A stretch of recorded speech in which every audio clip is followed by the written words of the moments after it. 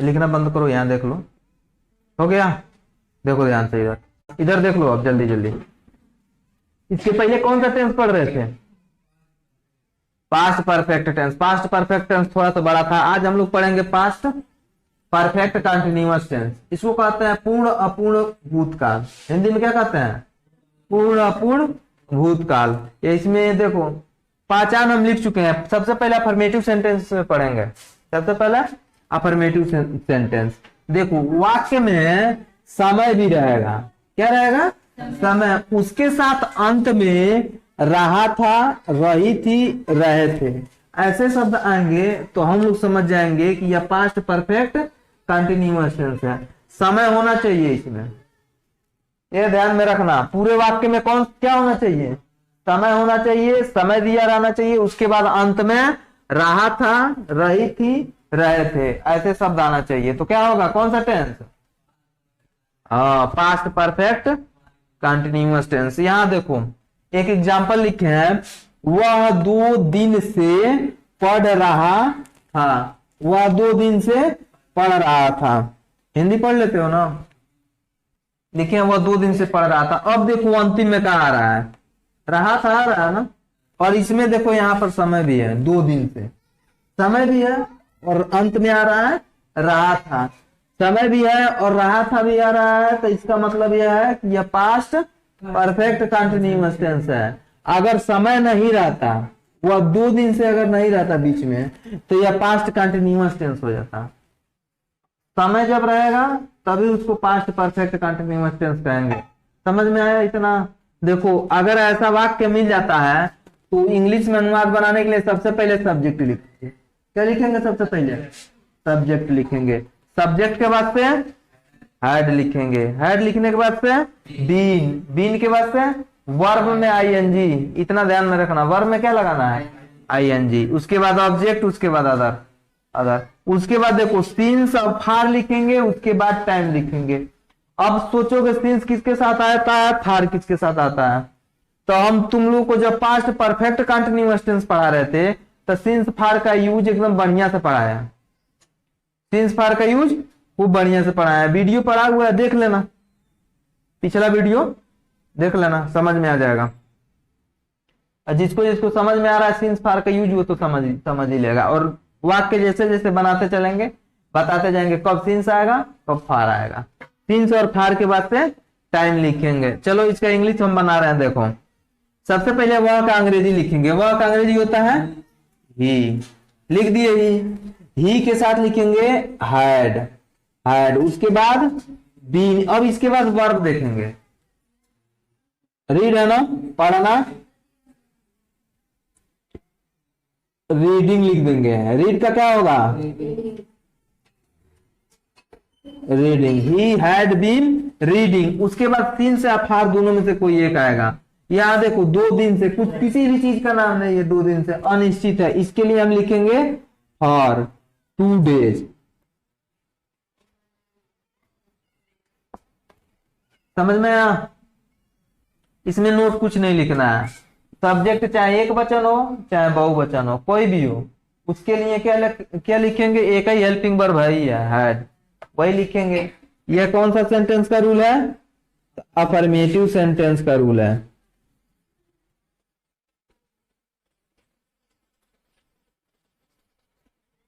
Affirmative sentence का rule है। यहाँ यहीं पे नीचे लिख देगा निगेटिव सेंटेंस का रूल भी। यहीं पे नीचे भी लिख दे रहा है निगेटिव सेंटेंस का रूल, लिख दे, समझ में आएगा। देखो अगर वाक्य निगेटिव सेंटेंस में हो तो वाक्य, पूरे वाक्य में कौन सा आना चाहिए? वाक्य में देखो, वाक्य में एक तो नहीं शब्द जुड़ जाएगा। कौन सा शब्द जुड़ जाएगा? नहीं। वाक्य में कहीं ना कहीं नहीं शब्द भी आएगा तो क्या हो जाएगा? Negative sentence. यहां पर देख लो, यहां पे लिख दे रहे हैं। सबसे पहले सब्जेक्ट लिखेंगे अगर निगेटिव सेंटेंस अगर यहां लिख देगा निगेटिव सेंटेंस।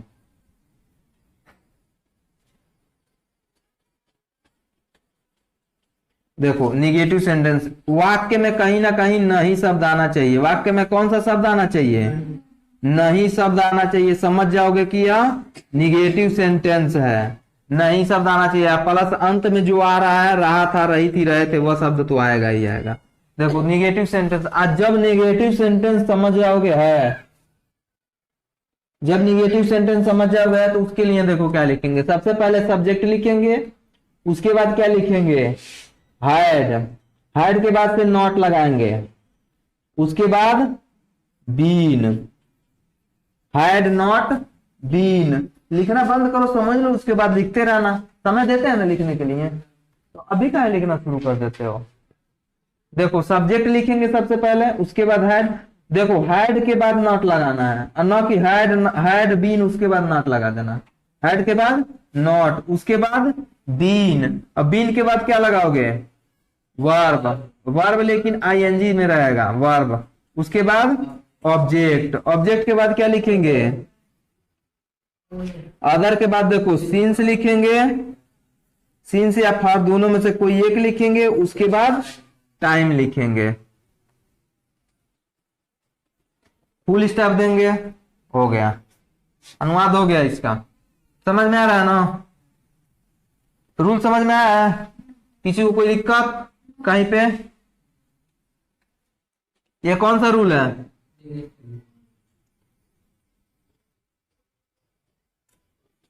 ये निगेटिव सेंटेंस का रूल है।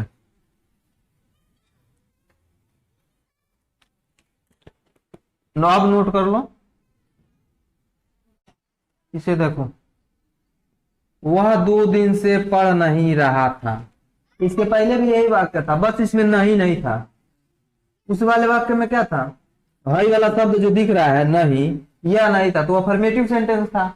और इस वाले वाक्य में नहीं शब्द आ गया है, तो कौन सा सेंटेंस हो गया, निगेटिव सेंटेंस। और जब निगेटिव सेंटेंस हो गया तो हई वाला रूल लगाएंगे, हई वाला रूल। सब्जेक्ट लगा देंगे, लिख देंगे सब्जेक्ट ही, उसके बाद हैड, उसके बाद नॉट, उसके बाद बीन, बीन के बाद वर्ब, लेकिन वर्ब में ING, he had not been reading. उसके बाद फॉर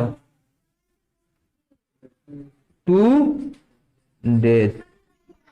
अफर्मेटिव और निगेटिव समझ में आ गया ना तुमको जी, सबको समझ में आ गया अफर्मेटिव और निगेटिव। इसको नोट कर लो, अब मिटा के इंट्रोगेटिव सेंटेंस बताते हैं। इधर देखो, अब पास्ट परफेक्ट कंटिन्यूअस का इंट्रोगेटिव सेंटेंस पढ़ेंगे। अफर्मेटिव और नेगेटिव देख लिए कैसे होता है, जल्दी जल्दी देख लो, आसान आसान सा, दोबारा पढ़ा रहे हैं इसीलिए जल्दी जल्दी तुम लोग को पढ़ा रहे हैं।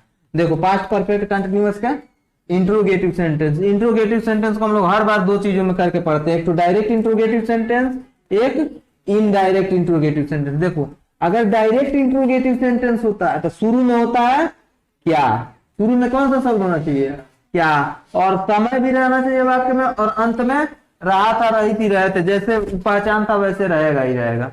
अब देखो इनडायरेक्ट इंट्रोगेटिव सेंटेंस अगर हो रहा है तो बीच में क्वेश्चन वर्ड होना चाहिए। क्वेश्चन वर्ड कौन सा होता है, कब, क्यों, कहा, कैसे, यही सब ना क्वेश्चन वर्ड है, यही सब ना प्रश्नवाचक शब्द है। कब, क्यों, कहा, कैसे, यही सब क्या है, प्रश्नवाचक शब्द है। यही सब बीच में होने चाहिए इनडायरेक्ट इंट्रोगेटिव सेंटेंस में। देखो यहाँ पे शुरू में कौन सा शब्द आया है, क्या वह 1 महीने से विद्यालय जा रहा था, देख रहे हो ना, क्या वह 1 महीने से। यह बताओ डायरेक्ट इंट्रोगेटिव सेंटेंस की indirect interrogative, direct interrogative sentence कैसे जाने हो, डायरेक्ट शुरू में क्या आया था। इसका जब इंग्लिश में बनाओगे अनुवाद तो इस रूल के अनुसार बनाओगे। शुरू में सब हैड लिखोगे, उसके बाद सब्जेक्ट, उसके बाद बीन, उसके बाद वर्ब में आईएनजी, वर्ब में आईएनजी के बाद ऑब्जेक्ट, ऑब्जेक्ट के बाद अदर, अदर, उसके बाद सिंस, फॉर प्लस टाइम। देखो इसका हम इंग्लिश बना रहे हैं, इंग्लिश बनाने के लिए शुरू में ही हैड लिख देंगे, लिख दिए हैड, लिखा गया ना। और क्या लिखना है हैड के बाद, सब्जेक्ट, सब्जेक्ट क्या है इसमें, ही, उसके बाद क्या लिखेंगे, बीन, उसके बाद क्या लिखेंगे, गोइंग, गोइंग, वर्ब लिखा गया, उसके बाद object, to, going to school, क्या लिखा गया 1 महीने से ना, गोइंग टू स्कूल। उसके बाद यहां लिखेंगे फॉर, क्या लिखेंगे फॉर के, फॉर 1 महीना ना, तो ऐसे लिख देंगे 1 month। और लास्ट में ऐसे क्वेश्चन मार्क दे देना। समझ में आया है। यह देखो डायरेक्ट इंट्रोगेटिव सेंटेंस का रूल है, क्या है, डायरेक्ट इंट्रोगेटिव सेंटेंस का रूल है, यही नीचे लिख दें इनडायरेक्ट इंट्रोगेटिव सेंटेंस का रूल। देखो अगर इनडायरेक्ट इंट्रोगेटिव सेंटेंस आ रहा है, देखो जी यहाँ पे इनडायरेक्ट इंट्रोगेटिव सेंटेंस का रूल आ रहा है ना, तो जुड़ जाएगा बस इसमें क्वेश्चन वर्ड शुरू में, उसके बाद से हैड लिखेंगे, हैड के बाद से सब्जेक्ट लिखेंगे, उसके बाद से बीन लिखेंगे, उसके बाद वर्ब लिखेंगे, वर्ब में आईएनजी लगा लेंगे, उसके बाद ऑब्जेक्ट लिखेंगे, उसके बाद अदर, उसके बाद सिंस फॉर के साथ टाइम लिखेंगे, सिंस या फॉर दोनों में से कोई एक लिखेंगे, उसके बाद समय लिख देंगे, और लास्ट में क्वेश्चन मार्क मत भूलना। समझ में आ गया रूल? समझ में आया ना?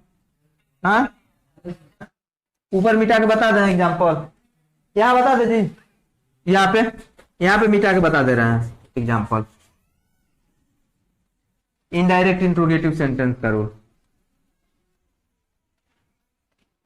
देखो, यहाँ पे तुम क्या लिखे हैं, तुम 5 वर्ष से क्यों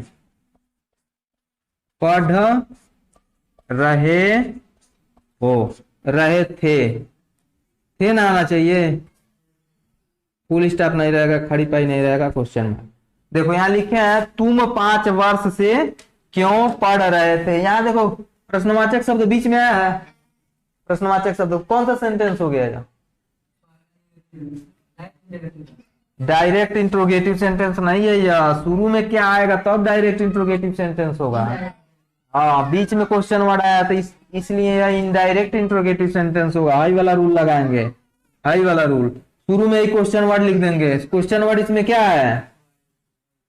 क्यों, क्यों का अंग्रेजी होता है वाई, उसके बाद लिखेंगे हैड, हैड के बाद यू, उसके बाद बीन, बीन के बाद क्या लिखेंगे? वर्ब, वर्ब रीड, इसमें आईएनजी जोड़ लेंगे, हो गया। Why had you been reading, उसके बाद से फॉर 5 ईयर, यहां लास्ट में क्वेश्चन मार्क। समझ में आ गया? नोट कर लो, तब जैसे लिखे हैं वैसे नोट कर लो। चलो देखो, इस पे 3 वाक्य लिखे हैं ना, 3 सेंटेंस। पहले लिखे हैं मैं 2 मई से पढ़ रहा था, कौन सा सेंटेंस? पास्ट परफेक्ट कंटिन्यूअस का अफर्मेटिव सेंटेंस। क्या वह 3 दिन से कार्य कर रहा था? पास्ट परफेक्ट कंटिन्यूअस का डायरेक्ट इंट्रोगेटिव सेंटेंस। तुम अप्रैल से क्या खेल रहे थे? तुम अप्रैल से क्या खेल रहे थे? देखना क्या बीच में है, शुरू में नहीं है, कौन सा सेंटेंस? Indirect interrogative sentence. बीच में आया था इनडायरेक्ट इंट्रोगेटिव सेंटेंस। देखो इसका वाक्य जब बनाएंगे, सबसे पहला का देखो, मैं 2 मई से पढ़ रहा था, तो मैं का अंग्रेजी आई, उसके बाद हैड, उसके बाद बीन, आई हैड बीन, उसके बाद लिखेंगे reading, I had been reading. यहां पे लिखेंगे सिंस, क्योंकि देख रहे हो निश्चित है 2 मई, निश्चित है ना, 2 मई नाम भी दिया है, सिंस 2 मई, फुल स्टॉप दे देंगे, हो गया। यहां देखो शुरू में आया क्या, तो शुरू में हम लोग लिखेंगे हैड, उसके बाद ही, उसके बाद बीन, उसके बाद वर्ब, वर्ब का कार्य करना doing, had he been doing work, work 3 दिन, यहां पे क्या आएगा? और 3 डेज, क्वेश्चन मार्क लगा देंगे लास्ट में। अब देखो लास्ट में, लास्ट क्या है? इनडायरेक्ट इंट्रोगेटिव सेंटेंस है, पास्ट परफेक्ट कंटिन्यूअस का इनडायरेक्ट इंट्रोगेटिव सेंटेंस है। देखो तुम का अंग्रेजी नहीं लिखेंगे, शुरू में किसका इंग्लिश लिखेंगे? क्या का, क्यों कहा है, क्या लिखा गया है, तो क्या का इंग्लिश होता है वाट, वाट, उसके बाद लिखेंगे हैड, वाट हैड, उसके बाद क्या लिखेंगे? सब्जेक्ट, यू, उसके बाद बीन, बीन के बाद से खेलना,